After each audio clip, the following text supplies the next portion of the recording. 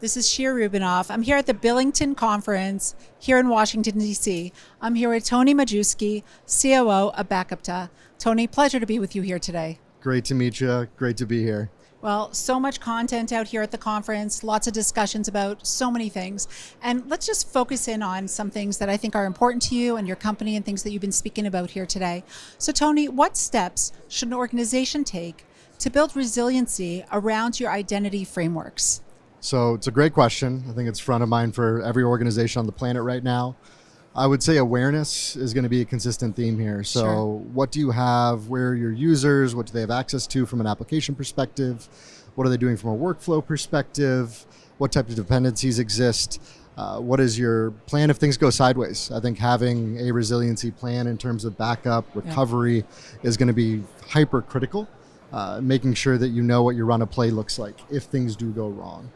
How quickly are you going to be able to get to a recovery point objective, recovery time objective? What is that maximum allowable downtime? Sure. Really having a well-documented plan, but more importantly, solutions in place, resources in place to ensure that is going to be a very resilient environment for those customers, for those users, whether it's internal, external, customers, partners, et cetera. Well, super important. Everybody talks only about the proactive approach to cybersecurity, but I always say you have to be both proactive and reactive. And people ask, what's more important? They both are. Everything. Everything Exactly. across the board. So Tony, how important is awareness around change controls as it relates to identity systems? It's critically important. There's a big people culture aspect to this, but also technology in terms of line of sight.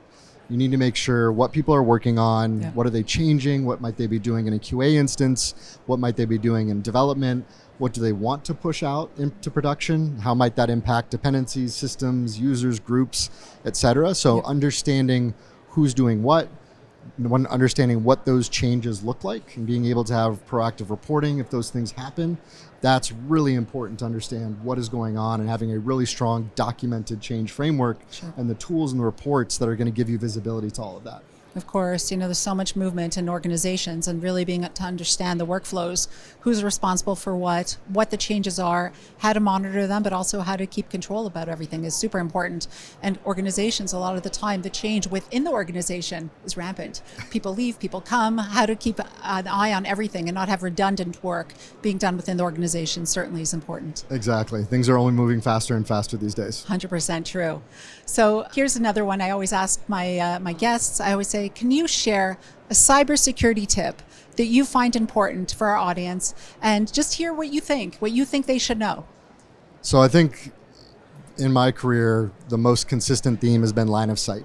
Do you have line of sight to your information, to your people, to the actions that are taking place within your technology, to the data? So ensuring you have line of sight on all of your different resiliency plans, your platforms, your different configurations, your different frameworks, how that relies back into any compliance standards and regulatory requirements that you have to adhere to, how it adheres to cybersecurity frameworks. Right. So if it's NIST, if it's HIPAA, if it's FedRAMP requirements, understanding line of sight and what are the tools and processes and runs of play you can have in place to ensure that you consistently have that line of sight.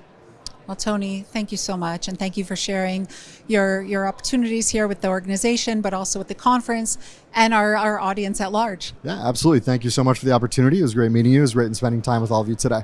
A pleasure. Thank you, Tony. Thank you so much. Thank you. Thank you.